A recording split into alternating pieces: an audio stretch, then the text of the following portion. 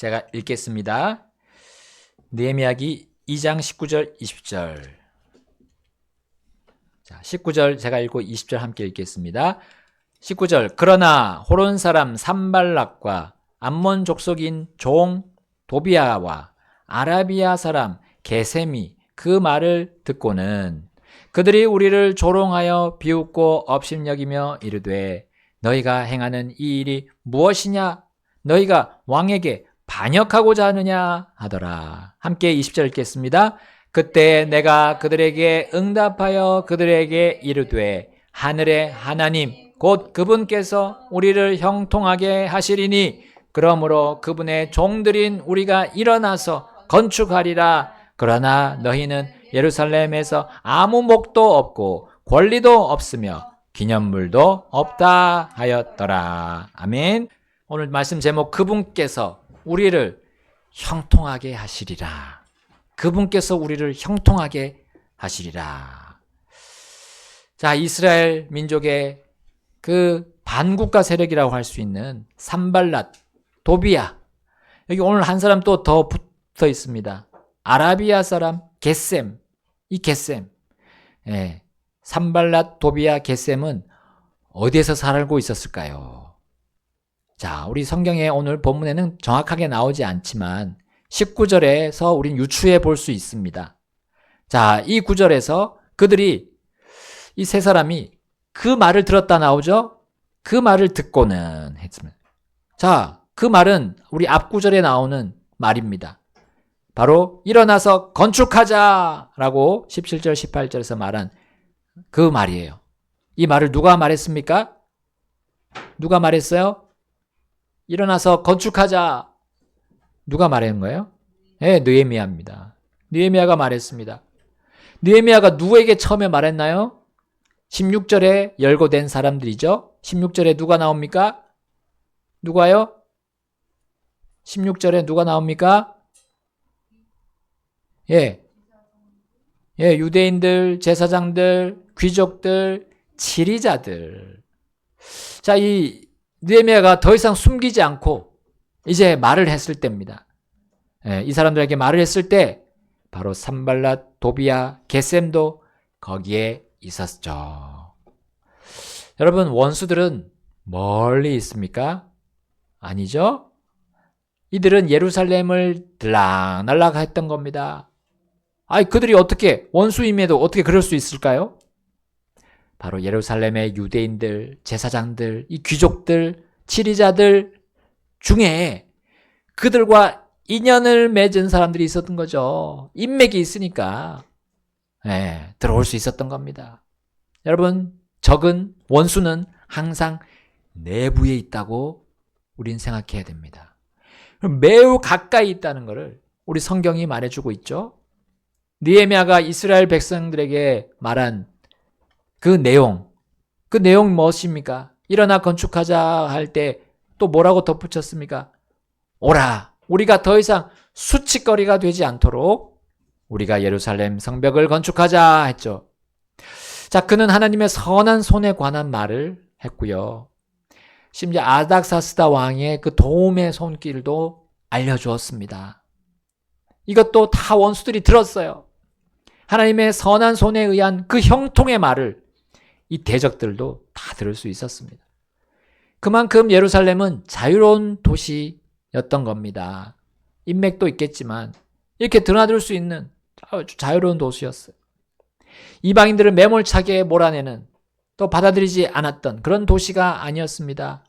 물론 그 당시 페르시아 제국의 시절이었던 것도 있지만 유대인들이 딱 거기 살고 있는데 그럼에도 그들을 포용했어요. 이거는 하나님께서 인간에게 주신 그런 기본적인 삶의 방식입니다. 자유 아닙니까? 자유. 물론 자유를 누리면서 우리는 그것에 대한 책임을 각자가 져야 하는 것이 창조주께서 세우신 질서입니다. 그게 삶의 원리죠.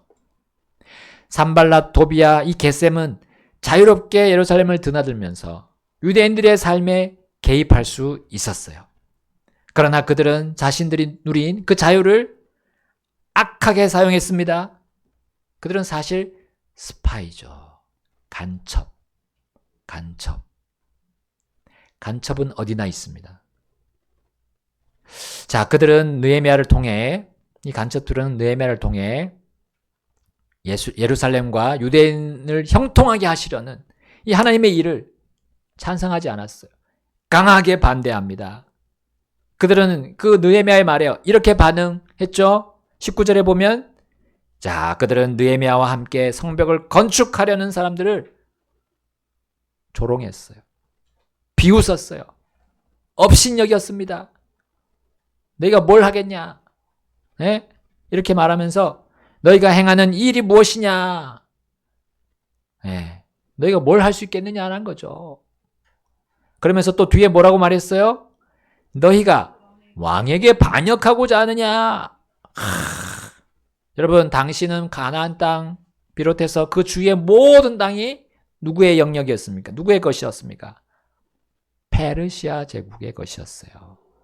이스라엘, 암몬, 모압, 심지어 이집트, 시리아, 거기 아라비아까지 온 땅이 페르시아 왕에 의해 지배를 받고 있었습니다. 그러므로 산발랏, 도비아, 겟셈의 이 말은 너희가 왕을 반역하고자 하느냐라는 그 말은 굉장히 일리가 있었죠? 어떻게 보면 일리가 있는 말이었어요. 야, 너희 권력과 권위를 하나님이 주신 거 너희가 믿지 않느냐? 그런데 너희가 그 권위를 가진 왕을 반역하고자 하느냐? 야, 너희가 과거에 하나님께 범죄해가지고 지금 이 모양 이 꼴이 되지 않았느냐? 그럼에도 또 너희가 하나님 명령을 어기려고 하냐? 너 왕의 말 들어야 되는 거 아니야? 왕을 반역하는 거냐 너가 지금? 자, 이런 말이었죠. 여러분, 대한민국의 현재를 바라보는 어떤 사람들의 논리도 이러할 수 있습니다. 왜 기독교가 코로나 때와 똑같이 지금도 권력들에 의해서 고통을 당하고 있느냐? 너희들이 잘 하지 않아서 그런 거 아니냐? 너희가 범죄했기 때문에 하나님이 이런 여건을 마련한 거 아니냐? 자, 그러나 우리는 현실을 잘 파악해야 됩니다. 모든 권력이 하나님께로부터 나오지만 어떤 권력은 그들이 정당하게 얻지 않았기 때문에 그들이 악정을 할 때 우리는 그걸 따를 수가 없어요. 특히 하나님을 거역하는 정책, 법들 발의하고 그것을 따르게 하려는 세력들을, 그건 하나님의 질서에 반하는 모습이기 때문에 우리가 그런 권력들을 다 따라갈 수 없는 겁니다. 무조건 복종하는 건 아니에요. 자, 이러한 악한 일에도 우리가 입을 딱 다물고 있으면 이것은 하나님께서 그 권력들에 대한 하라고 한 그 말씀입니까? 그렇게 하는 것은 타협입니다. 우리가 악과 어떻게 같이 갈 수가 있습니까? 빛과 어둠이 어떻게 몫을 나눌 수 있습니까? 마지막 교회의 모습이 어떤 교회입니까? 계시록에 나오는 마지막 교회, 라오디게아 교회입니다. 그 교회가 미지근한 행실을 했죠. 특별히 그 교회가 사람들의 힘을 빌리는 것이었어요. 대세가 되는 거, 사람들이 많이 따라가는 그 넓은 길로 가려고 하는 거, 그게 타협 아닙니까? 악한 권력들과 손을 잡고 세력을 유지하고 심지어 권력을 나눠 먹게 하는, 그것을 하나님께서 원하십니까? 기뻐하십니까? 지금은 우리가 예수님과 같이 순교할 수 있는 그런 상황에 가까워지고 있습니다. 사도들이 예수님처럼 믿음을 지키고 순교한 것처럼 우리도 그러한 상황 속으로 들어가고 있다는 사실이에요. 왜냐하면 이 세상에 대한민국의 진화론과 공산주의 등의 인본주의가 득세를 하고 있잖아요. 기본적인 원리들이 다 깨어지고 부수어지고 법들이 바른 법들이 뒤집혀지는 그런 일이 있지 않습니까? 그러나 이러한 것들의 유입을 잘 알면서도 그대로 두는 것이 맞습니까? 죄들에 대해 그리고 범죄들에 대해 알리고 경계해야 할 교회가 입을 닫고 있다는 게 말이 됩니까? 하나님의 뜻대로 차라리 핍박받도록 우리는 서로 핍박받는 게 낫다 독려하면서 우리가 나아가야 되지 않습니까? 악한 권력들이 국민을 통제하고 망하는 길로 이끌려는 것에 반대하는 것이 권력에 반역하는 일입니까? 아니죠. 오히려 권력의 부패를 막아주는 거 아닙니까? 그들이 죽지 않고 살을 수 있도록 생명을 위해서 내 몸 어떤 세력 악한 그 공격에도 핍박에도 굴하지 않고 나아가는 게 그게 반역하는 일이라고 할 수가 없습니다. 여러분 일반 국민들뿐만 아니라 잘못 행하는 그 권력들에게 일침을 가하고 깨닫도록 회개하도록 우리가 도와주는 것, 이것이 바로 하나님이 원하시는 선한 싸움입니다. 느헤미야는 지금 왕에게 반역하는 것이 결코 아니었습니다. 심지어 예루살렘의 성벽을 재건하라는 그 일에 이 느헤미야를 보냈던 겁니다. 누가 보냈습니까? 그 아닥사스다 왕이 느헤미야를 보냈어요. 산발랏, 도비야, 겟셈은 이러한 사실을 알고도 계속 유대인들 중 몇 사람이라도 흔들기 위해서 이 말도 안 되는 주장을 펼쳤던 겁니다. 조금이라도 의심이 그 유대인들 속에서 퍼져나가도록 그 의심의 씨앗을 그들의 마음속 틈을 벌려서 집어넣으려는 그 작업을 서슴지 않고 했던 거예요. 권위에 무조건 복종하라고 하나님께서 말씀하신 적이 없음에도 불구하고 정치적인 부분에는 소리를 내지 못하게 무조건 복종하라는 그렇게 주장하는 사람들이 있습니다. 그러나 그들은 자기 생각에 맞지 않는 정치인들을 향해서는 목소리를 냅니다. 그러면서 자신들이 지지하는 정치인에 대해서 반대하고 뭐라 하는 사람에 대해서는 입을 막으려고 그런 주장을 하는 거죠. 그건 정치와 종교가 같이 유착하는 거 아니냐? 말도 안 되는 소리를 합니다. 그때는 하나님께서 권위를 무조건 따르라 하셨다고 그들은 주장합니다. 그러나 아닙니다. 그들의 믿음을 보고 따르라고 주님은 말씀하셨습니다. 근데 주님을 믿지 않는 권력은 믿음이 없지 않습니까? 어떻게 따를 수 있습니까? 그거에 대해서는. 그러나 그들의 정책과 그들이 이끄는 모습을 보십시오. 성경과 일치합니까? 하나님이 세우신 질서와 원리에 문제가 없다면 우리가 따르지만 문제가 있잖아요. 그렇지 못한 경우가 있습니다. 그러면 우리는 무조건 따를 수 없는 거죠. 우리는 그들과 똑같이 범죄하고 하나님의 길에서 벗어나게 되는 이 길인데 성도는 결코 그럴 수 없습니다. 심지어 교회 안의 권위자, 가정 안의 권위자, 목사님, 또 부모님에 대해서도 그렇습니다. 우리는 무조건 따를 수 없습니다. 알 때, 우리가 죄에 대해서 무엇인지 분별력이 있을 때는 무조건 따를 수 없습니다. 물론 잘 모를 때가 있어요. 저렇게 어린아이 때, 그리고 우리가 초신자 때. 그때는 일단 하고 순종하는 겁니다. 그러면 시간이 지나서 하나님께서 가르쳐 주세요. 뭐가 바르고 뭐가 그른지 반드시 알려주십니다. 물론 그간에 보내왔던 순종에서 잘못 왔던 그런 시간들, 물질들, 그런 손해 있죠? 그 손해들에 대해서는 하나님께서 되돌려 주십니다. 그리고 반드시 더 채워주시는 분이에요.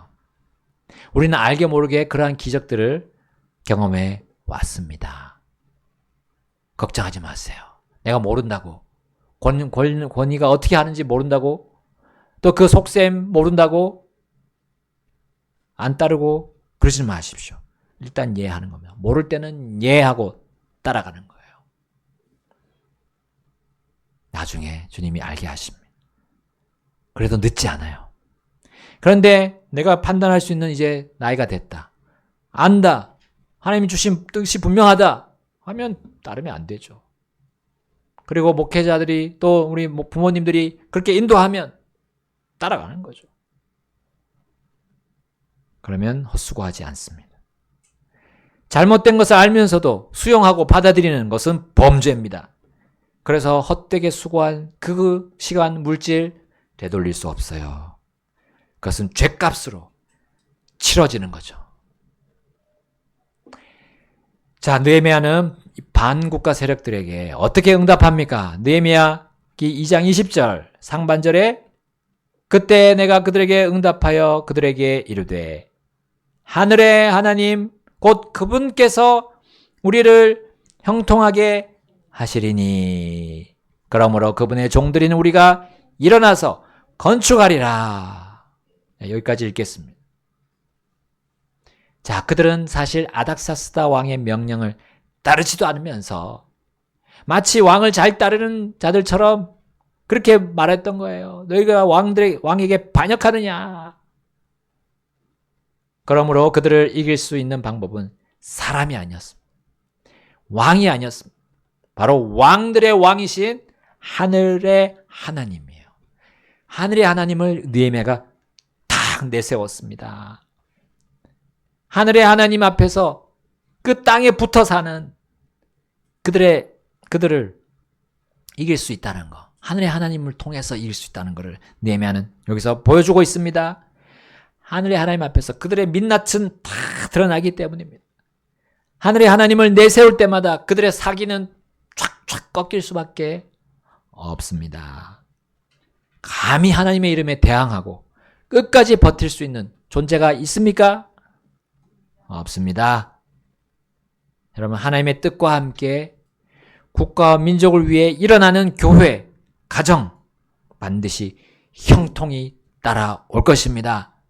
아무리 많은 대적이 있어도 하나님께서는 그들에게 약속하신 형통이 사라지지 않기 때문입니다. 대적들이 우리를 노려보고 계속해서 넘어뜨리려고 온갖 술수를 써도 하늘의 하나님의 형통은 떠나지 않습니다. 과거를 우리가 돌아보고 현재를 보십시오. 느헤미야도 그렇게 봤을 겁니다.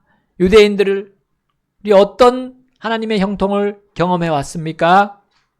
예, 다 역사로 그는 알 수 있었습니다. 그리고 현재를 봐도요. 지금 세 번째 귀환 아닙니까? 세 번째. 여러분, 어떤 민족이 멸망당한 뒤에 식민지가 된 그 자신의 고토로 돌아가라고 점령국이 점령한 그 국가의 왕들이 명령을 내릴 수 있습니까? 그것도 하나님께서 예언한 그 시간에 딱 맞춰서 돌아갈 수 있습니까? 예전에 수십 년 동안 그 점령국의 공격을 버텼던 그 민족이 버텼던 그 요새를 다시 건축하겠다고 하는데 이것을 허용할 그 점령국의 왕들이 어디 있겠습니까? 누가야 그걸 허락하고 거기다 심지어 물자까지 대주겠습니까? 호위군대를 같이 보내주고 그렇게 지원할 수 있겠습니까? 여러분, 이스라엘 백성에게 일어난 일은 이건 하나님의 형통함을 그대로 보여주는 거예요. 세상은 도무지 예측할 수 없는 형통 아닙니까? 자, 그러므로 대적들의 방해에도 불구하고 느헤미야는 일어나서 건축하리라 라고 외쳤습니다. 하나님께서 보장하신 형통, 그것은 반국가 세력에 맞선 선한 싸움을 싸우도록 격려해 주는 것입니다. 여러분, 그들을 형통하게 하셨고 그들에게 형통을 주시고 계셨으며 그리고 형통할 것이 확실했던 거예요. 하나님께서 주시는 형통은 세상이 말하는 거, 사람이 말하는 형통이 아닙니다. 형통은 원수가 여전히 존재하고 그분의 형통은 원수가 여전히 존재하지만 그리고 그 반국가 세력이 들이받는 일도 계속 있지만 흔들리지 않는 거예요. 흔들리지 않는 거.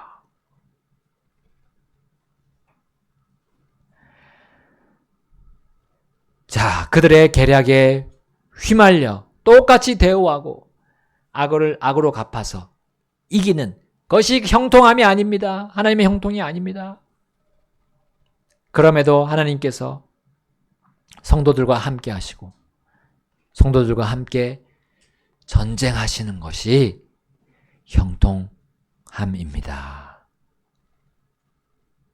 여러분, 느헤미야는 하나님의 형통을 확신했고 그 형통으로 이렇게 선한 싸움을 싸웠습니다.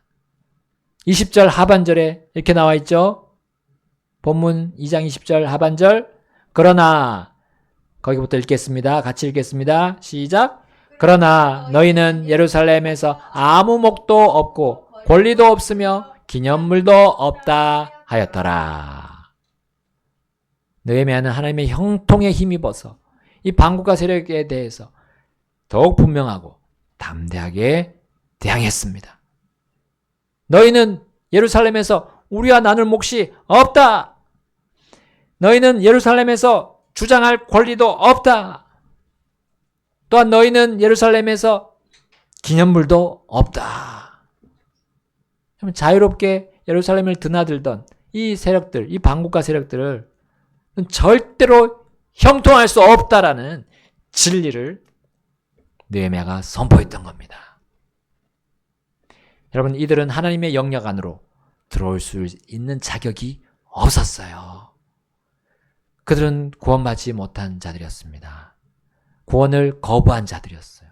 하나님의 복음을 듣고도 거부한 자들이었어요. 느헤미야가